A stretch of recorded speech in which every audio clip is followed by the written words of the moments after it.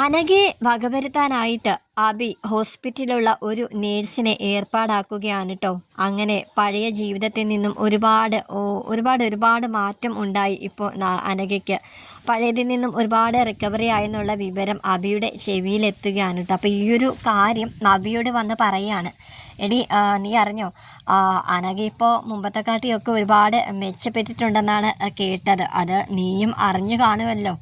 അറിയാലോ, മൂർത്തി മുത്തശ്ശനാണ് അവളുടെ ചിലവ് മൊത്തം നോക്കുന്നത്. അതുകൂടാണ്ട് മൂർത്തി മുത്തശ്ശൻ ഒരാളെ കൂടി വെച്ചിട്ടുണ്ട്. ഇതൊക്കെ ആദർശിൻ്റെയും നയനയുടെയും കളിയാണ്. അറിയാലോ, ചന്തുമോളുടെ കുഞ്ഞിൻ്റെ അച്ഛൻ ആദർശാണെന്നുള്ള കാര്യം നമുക്കറിയാം. പക്ഷെ ഈ വീട്ടിലുള്ള പലവരെയും അവൻ തെറ്റിദ്ധരിപ്പിച്ച് വെച്ചിരിക്കുകയാണ്. ആ കുഞ്ഞിൻ്റെ അച്ഛൻ ഞാനാണെന്ന് വരെ അവൻ ഇനി പറഞ്ഞുണ്ടാക്കും. അതൊരിക്കലും പറഞ്ഞതും ആണല്ലോ. പിന്നെ നിനക്കെന്നെ വിശ്വാസമുള്ളത് കൊണ്ട് മാത്രമാണ് ഞാൻ രക്ഷപ്പെട്ടത്. ആര് മനസ്സിലാക്കിയില്ലെങ്കിലും നീ എന്നെ മനസ്സിലാക്കിയാൽ മതി നവ്യ. എന്തായാലും ആ അനഘയെ കൊണ്ട് അവർ പണം എറിഞ്ഞ് ആ കള്ളത്തരം പറയിപ്പിക്കും, അത് ഉറപ്പുള്ള കാര്യമാണ്. അതുകൊണ്ട് അനഘയെ വക വരുത്തണം എങ്ങനെയെങ്കിലും എന്ന് നവ്യയോട് അബി പറയാൻ കേട്ടോ. അപ്പോൾ ഈ ഒരു കാര്യം അവൻ്റെ വായനയിൽ ഇങ്ങനെ കേട്ടത് നവ്യ ഇങ്ങനെ ഞെട്ടി ഇങ്ങനെ ഇരിക്കുകയാണ് കേട്ടോ. അപ്പോൾ നവ്യ പറയുന്നുണ്ട്, നമ്മുടെ ഭാഗത്ത് ഒരു തെറ്റും ഇല്ല എന്നുണ്ടെങ്കിൽ നമ്മൾ എന്തിനാ വെറുതെ പേടിക്കുന്നത് എന്നിങ്ങനെ നവ്യ പറയുന്നുണ്ട്. അപ്പോഴും അബി ഇങ്ങനെ പറയുന്നുണ്ട് കേട്ടോ, അതൊന്നും അങ്ങനെയൊന്നും പറഞ്ഞിട്ട് ഒരു കാര്യമില്ല. നമ്മുടെ ഭാഗത്ത് ചിലപ്പോൾ ന്യായം ഉണ്ടായിരിക്കും. പക്ഷേ അറിയാലോ, ആദർശിൻ്റെയും നയനയുടെയൊക്കെ കയ്യിൽ കോടിക്കണക്കിന് പൈസ ഉള്ള ആൾക്കാരാണ്. പാവം, നമ്മുടെ കയ്യിൽ എന്തുണ്ട്? അവർ പൈസ എറിഞ്ഞ് കളിക്കും. നമ്മളെ ഈ വീട്ടിൽ നിന്ന് തുരത്താനാണ് അവരുടെ എല്ലാവരുടെയും ഉദ്ദേശം. അതുകൊണ്ട് നമുക്ക് എങ്ങനെയെങ്കിലും അനഘയെ വകവരുത്തിയേ പറ്റത്തുള്ളൂ എന്ന് നവ്യയോട് പറയാൻ കേട്ടോ. നവിയാണെങ്കിൽ എന്ത് ചെയ്യണം എന്ന് അറിയാതെ ആകെ ഒരു കൺഫ്യൂഷനിൽ നിൽക്കുകയാണ് കേട്ടോ. അപ്പോൾ ഈ ഒരു കാര്യം പറഞ്ഞിട്ട് അബി അവിടുന്ന് നേരെ പോകുന്നുണ്ട്. നാഗേന്ദ്രൻ്റെ അടുത്തേക്കാണ് കേട്ടോ പോകുന്നത്. അപ്പോൾ നവിയാണെങ്കിൽ ഉടനെ തന്നെ നമിതയെ വിളിക്കുന്നുണ്ട്. കാരണം അനഘയുടെ ഉറ്റ സുഹൃത്തായിരുന്നു നമിത. ഇപ്പോൾ നവ്യായിട്ട് ഭയങ്കരമായിട്ടുള്ള ഒരു അടുപ്പത്തിലാണ് കേട്ടോ.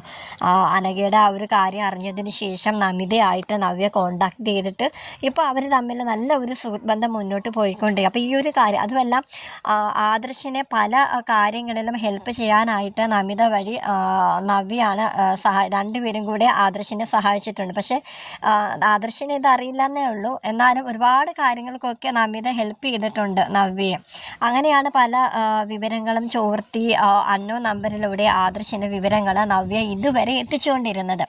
അപ്പോൾ ഈ ഒരു കാര്യം അബിയിൽ നിന്ന് അറിഞ്ഞ ഉടനെ തന്നെ നവ്യ നമിതയെ ഫോണിൽ വിളിച്ചിട്ട് പറയുന്നുണ്ട്, എടി ഇപ്പോൾ അബിയാണെങ്കിൽ ഹോസ്പിറ്റലിൽ വിളിച്ചിട്ട് അനഘയുടെ ഇമ്പ്രൂവ്മെൻ്റ് കാര്യങ്ങളൊക്കെ അറിഞ്ഞിട്ടുണ്ട്.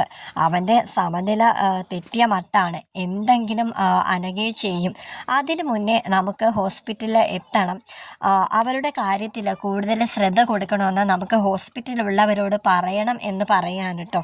അങ്ങനെ നവ്യ നമിതയെ കാണാനായിട്ട് പോകുകയാണ്. അപ്പോൾ ഈ ഒരു സമയത്ത് തന്നെ ആദർശിൻ്റെ ഫോണിലോട്ട് നവ്യ ഉടനെ തന്നെ അൺനോൺ നമ്പറിൽ നിന്ന് ഒരു മെസ്സേജും കൂടെ വിടുന്നുണ്ട്. ഇതുപോലെ അനഘയ്ക്ക് ഒരു അപകടം പറ്റാനായിട്ട് പോകുന്നുണ്ട് എന്നുള്ളൊരു കാര്യം ആദർശിന് മെസ്സേജ് അയച്ച് പറയുന്നുണ്ട്. അതിൽ പ്രകാരം ആദർശ് പെട്ടെന്ന് തന്നെ ഹോസ്പിറ്റലിലോട്ട് എത്തുന്നുണ്ട് കേട്ടോ.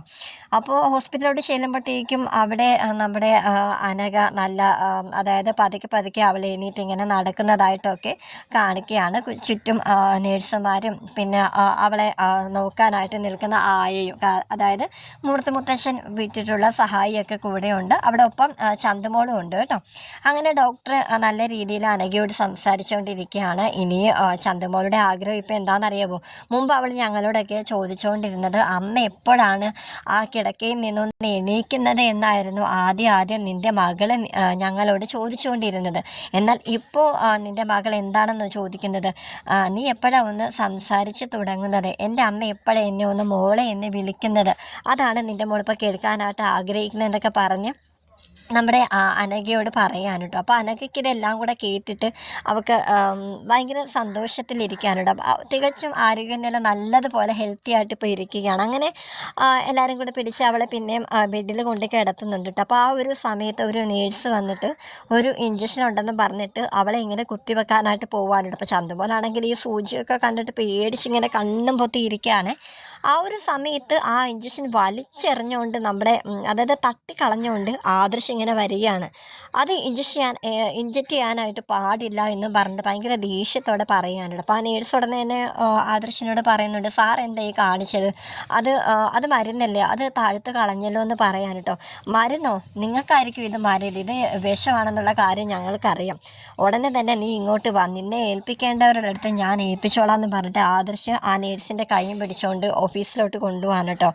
അങ്ങനെ മറ്റ് ഡോക്ടേഴ്സൊക്കെ അവിടെ ഉണ്ട്. അപ്പോൾ അവരുടെ മുന്നിലിട്ട് നമ്മുടെ ആദർശ് പറയുകയാണ്, ഇപ്പോൾ അനഘയ്ക്ക് കുത്തിവെക്കാൻ കൊണ്ടുപോയി ഇത് എന്താണെന്ന് ഒന്ന് പരിശോധിക്കേണ്ടതുണ്ടെന്നൊക്കെ പറഞ്ഞിട്ട് അവിടെ സംസാരം. അങ്ങനെ ലാസ്റ്റ് ആ നേഴ്സ് കുറ്റം സമ്മതിക്കുകയാണ്, ഞാനിതുപോലെ വിഷം തന്നെയാണ് കുത്തിവെക്കാൻ പോയത് എന്നുള്ളൊരു കാര്യമൊക്കെ അവിടെ വെച്ച് സമ്മതിക്കുന്നുമുണ്ട് കേട്ടോ. അപ്പോൾ ആദർശ് അനഘയെ ചെന്ന് കണ്ടിട്ട് പിന്നെ പറയുന്നുണ്ട്, നല്ലോണം സൂക്ഷിച്ചോണം, പലരും പല വേഷത്തിൽ ഇവിടെ വരുമെന്നൊക്കെ പറയുന്നുണ്ട്. അപ്പോൾ ഡോക്ടറാണെങ്കിൽ പുറത്തുനിന്ന് ആൾക്കാരൊക്കെ വരുമ്പോഴത്തേക്കും ഞങ്ങളെ ചെക്ക് ചെയ്യാറുണ്ട്, പക്ഷേ ഹോസ്പിറ്റലിൻ്റെ അകത്തുള്ള ആൾക്കാർ തന്നെ ഇങ്ങനെയൊക്കെ ചെയ്തു കഴിഞ്ഞാൽ ഞങ്ങൾക്ക് എന്ത് ചെയ്യാൻ പറ്റും സാറേ എന്നൊക്കെ പറയുന്നുണ്ട് കേട്ടോ.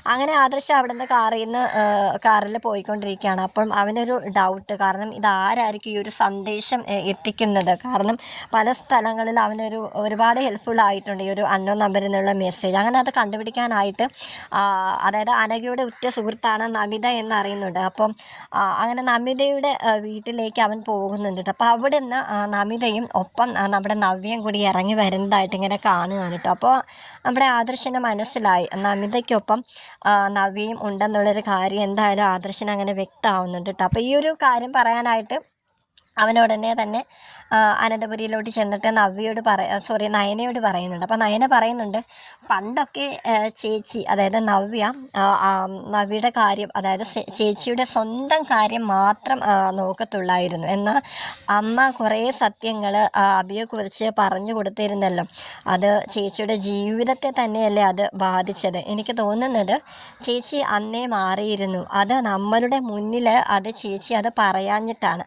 അന്ന് എനിക്ക് ഞാൻ അന്ന് വരച്ച ആ ഒരു ഡിസൈൻ എല്ലാവരും എന്നെ അഭിനന്ദിച്ചപ്പോഴത്തേക്കും അബിയുടെയൊക്കെ മുഖം ഞാൻ ശ്രദ്ധിച്ചതാണ്. അവൻ്റെ മുഖമൊക്കെ ഭയങ്കരമായിട്ട് വിളറി വെളുത്തിരിക്കുകയാണ്, കാരണം അതൊട്ടും ഇഷ്ടപ്പെടാത്ത രീതിയിൽ ഞാൻ വിൻ ചെയ്തപ്പോൾ. പക്ഷേ എന്നാൽ ചേച്ചിയുടെ മുഖം അങ്ങനെ അല്ലായിരുന്നു, ചേച്ചി ഇത്തിരി ഹാപ്പി ആയിട്ടൊക്കെ തന്നെയാണ് എന്നോട് നിന്നതെന്നൊക്കെ ഇങ്ങനെ പറയാൻ കേട്ടോ. അപ്പോൾ അങ്ങനെ മൊത്തത്തിൽ വായിച്ച് നോക്കുകയാണെങ്കിൽ ചേച്ചി, എനിക്ക് തോന്നുന്നു അബിയുടെ കള്ളത്തരങ്ങളൊക്കെ ചേച്ചി മനസ്സിലാക്കിയിട്ട് നമ്മളെ ഹെൽപ്പ് ചെയ്യുന്നുണ്ടെന്നാണെന്ന് പറയുന്നു കേട്ടോ. അപ്പോൾ ആദർശ് പറയുന്നുണ്ട്, ചിലപ്പോൾ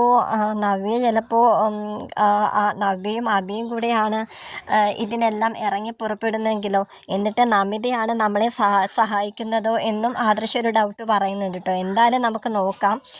എന്തായാലും എൻ്റെ മനസ്സ് പറയുന്നത്, അതായത് നയനയുടെ മനസ്സ് പറയുന്നത്, ചേച്ചി അങ്ങനെ അങ്ങ് ചതിക്കത്തില്ല, നമ്മളെ ഹെൽപ്പ് ചെയ്യാനായിട്ട് ചേച്ചി നമുക്കൊപ്പം ഉണ്ടെന്നുള്ളൊരു കാര്യം പറയാൻ കേട്ടോ.